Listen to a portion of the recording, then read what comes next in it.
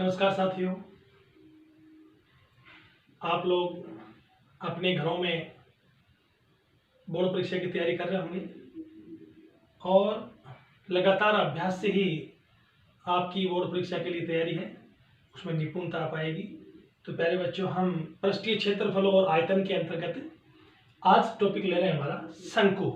इससे पूर्व हमने घन और घनाभ का पृष्ठीय क्षेत्रफल व आयतन तथा बेलन का पृष्ठीय क्षेत्रफल व आयतन से संबंधित अध्यापन किया था। आज हमारा जो टॉपिक है आपके कक्षा 10 मैथ्स के अंतर्गत शंकु या कोण। तो प्यारे विद्यार्थियों, देखिए शंकु या कोण है क्या मुख्य रूप से इस प्रकार से वी ओ एक्स एक सरल रेखा मान लीजिए। वी ओ सरल रेखा या रेखाखंड की परिधि है। वी ए एक रेखाखंड इस प्रकार से परिक्रमण करता है। वी ओ स्थिर अक्ष है और इसके चारों ओर वी ए समान दूरी अर्थात समान त्रिज्या ओ ए, या ऐसा कहें कि यहाँ पर जो हमारे पास में वी ए इसके चारों तरफ परिक्रमण करेगा समान दूरी से, तो यहाँ पर एक कोण बनेगा थीटा। वो कोण बिल्कुल एक समान रहेगा। तो ऐसी स्थिति में जिस आकृति का निर्माण होता है उस आकृति को हम कहते हैं शंकु। क्या कहते हैं उसको? शंकु कहा जाता है। अब देखिए, इस शंकु के लिए हम बात करें तो माना वी ओ एक अक्ष है जिसे हम शंकु की अक्ष कहते हैं, और शंकु का जो आधार है वो शंकु का आधार वृत्ताकार होता है। कैसा होता है? वृत्ताकार होता है।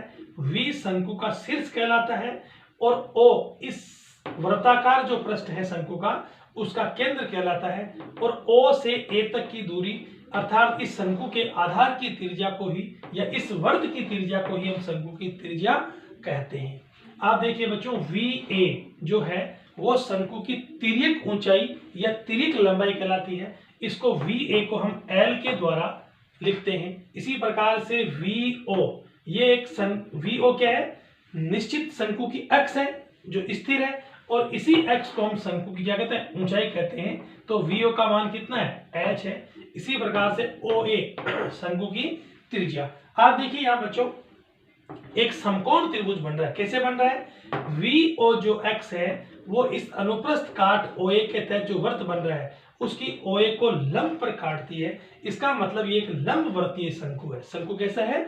लंब वृत्तीय शंकु। और हमें इस लंब वृत्तीय शंकु के लिए ही वक्र पृष्ठ का क्षेत्रफल, इसके संपूर्ण पृष्ठ का क्षेत्रफल और इसके आयतन को ज्ञात करना है। तो देखिए बच्चों, हम बात करते हैं नंबर 2। आपने पाठ जो वर्त पढ़ा और वर्त के क्षेत्रफल, वर्त का क्षेत्रफल है, वर्त की परिधि है, त्रिज्य खंड का क्षेत्रफल है, वर्त खंड इत्यादि पढ़े होंगे आप लोगों ने।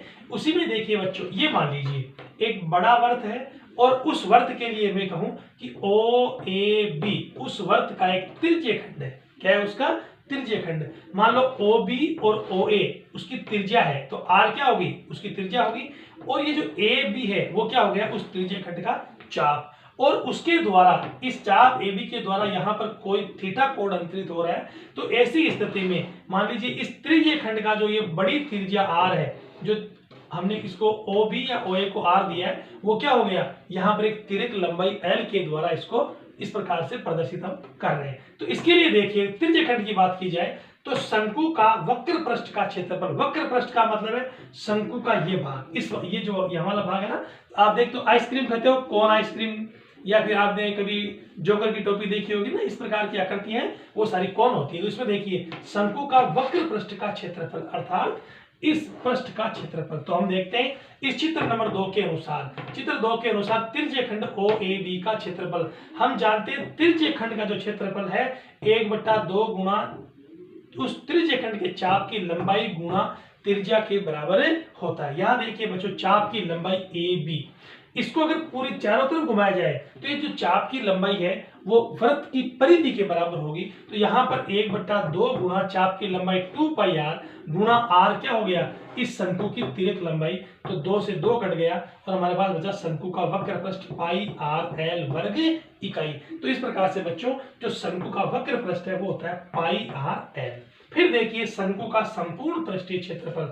तो बच्चों अगर इसी की बात की जाए तो शंकु के संपूर्ण पृष्ठीय क्षेत्रफल की बात करें तो हम इसको इस प्रकार से प्रस्तुत करेंगे कि शंकु के वक्र पृष्ठ का क्षेत्रफल अर्थात शंकु के इस पृष्ठ, ये जो वक्र पृष्ठ इसका क्षेत्रफल प्लस शंकु के आधार का क्षेत्रफल। तो यहां देखिए शंकु का संपूर्ण पृष्ठीय क्षेत्रफल, शंकु के वक्र पृष्ठ का क्षेत्रफल प्लस आधार का क्षेत्रफल। तो आधार कैसा है, वृत्ताकार है, तो वृत्त का क्षेत्रफल क्या होता है बच्चों, पाई आर स्क्वायर। तो यहाँ पर शंकु का वक्र पृष्ठ क्षेत्रफल हो गया पाई आर एल प्लस आधार हो गया वृत्त, तो वृत्त का पाई आर स्क्वायर। तो हमारे पास में यहाँ पाई आर कॉमन आया, तो बराबर पाई आर कोष्टक एल प्लस आर वर्ग इकाई क्या हो गया, शंकु का संपूर्ण पृष्ठीय क्षेत्रफल। तो यहाँ देखिए बच्चों, जो पाई आर एल है वो तो क्या हो गया, शंकु का वक्र पृष्ठ, और यहाँ पर पाई आर कोष्टक एल प्लस आर यह हो गया शंकु का संपूर्ण पृष्ठीय क्षेत्रफल, जहां पर आर शंकु की त्रिज्या और एल शंकु की तिर्यक ऊंचाई है।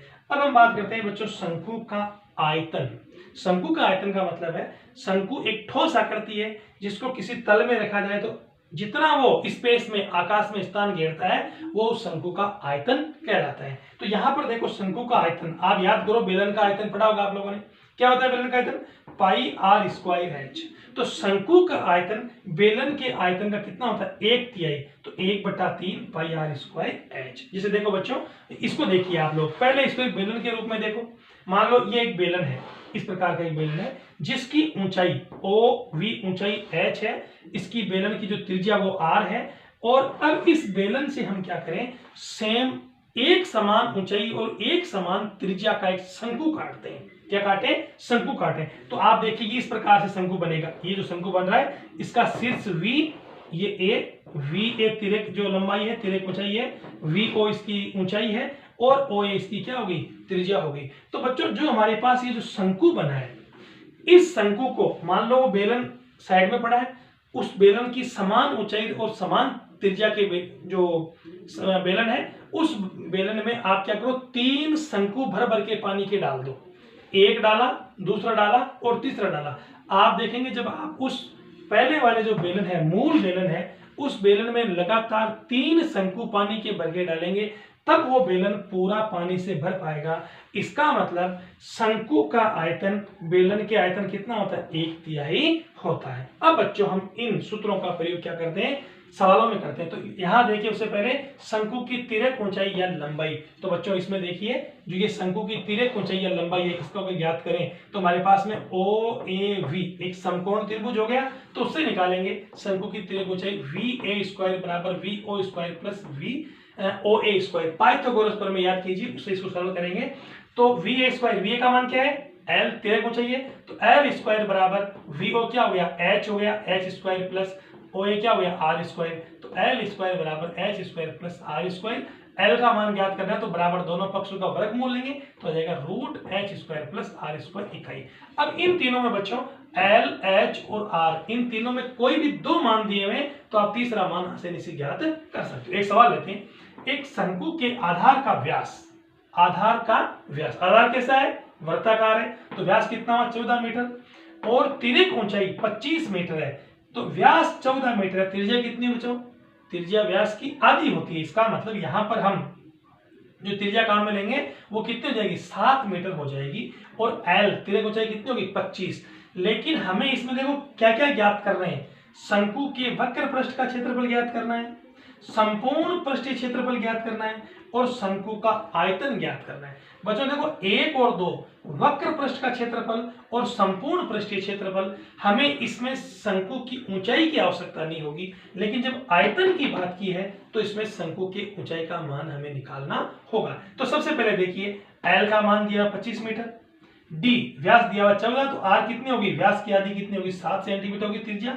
अतः एच हमें ज्ञात करना है, तो हम जानते हैं एल स्क्वायर बराबर H square plus R square. तो यहाँ एच स्क्वायर लेंगे, एच स्क्वायर बराबर L square minus R square. तो यहाँ एल स्क्वायर, तो एल कितना है हमारे पास दिया हुआ 25 है, तो 25 का वर्ग कितना होगा, 625 माइनस त्रिज्या कितनी, 7 का वर्ग गुण 50, 625 में से गया गुण कितना बचा, 576, और यहाँ हमारे पास में एच स्क्वायर बराबर 576 था, दोनों पक्षों का वर्गमूल किया तो एच बराबर इसका वर्गमूल आ गया 24। तो बच्चों ऊंचाई कितनी आ गई, 24। अब देखिए पहले बच्चों हमें पहला निकालते हैं शंकु के वक्र पृष्ठ का क्षेत्रफल। तो शंकु के वक्र पृष्ठ क्षेत्रफल क्या होता है, पाई आर एल। तो लिखिए पाई का मान 22/7 गुणा 7 गुणा 25, सरल किया, 7 से 7 कट गया, 22 गुणा 25 उत्तर आ गया 550 वर्ग मीटर। ऐसे देखो शंकु के संपूर्ण पृष्ठीय क्षेत्रफल क्या होता है, बराबर पाई आर कोष्टक एल प्लस आर। याद कीजिए पाई आर कोष्टक एल प्लस आर। तो मान लगाया हमने, पाई का मान 22/7 गुणा आर का मान 7 कोष्टक 25 प्लस 7। पूरे को सरल किया तो कितना है 704 वर्ग मीटर। ऐसे देखो शंकु आयतन बच्चों, तो आयतन बराबर 1/3 पाई आर स्क्वायर एच। यहां पर देखो हमें आर और एच के मान चाहिए, तो इसके लिए 1/3 गुणा 22/7 गुणा आर स्क्वायर। तो आर स्क्वायर कितना हो गया बच्चों, आर स्क्वायर हो गया 7⁻2 गुणा एच। एच का मान कितना है हमारे पास में 24। अब इस पूरे को सरल करेंगे तो हमारे पास में जो मान आएगा वो हो जाएगा शंकु का आयतन। क्या हो जाएगा बच्चों, शंकु का आयतन। तो आप इस प्रकार से 7 एक साथ कट गया तो आपका आ गया 3 × 8 = 24 और 8 दूनी 16, 8 दूनी 16 और 1 17, 176 घन मीटर। कितना आ जाएगा 176 घन मीटर। तो बच्चों इस प्रकार से आप लोग, आपको अगर किसी भी शंक्वाकार आकृति के उसकी ऊंचाई, तिर्यक ऊंचाई, उसकी ऊंचाई और उसकी त्रिज्या दी हुई हो, या उनमें से कोई भी दो मान दिए हुए, तो उनकी सहायता से आप वक्र पृष्ठ का क्षेत्रफल, उसका संपूर्ण पृष्ठ क्षेत्रफल और उसका आयतन आसानी से ज्ञात कर सकते हैं। धन्यवाद।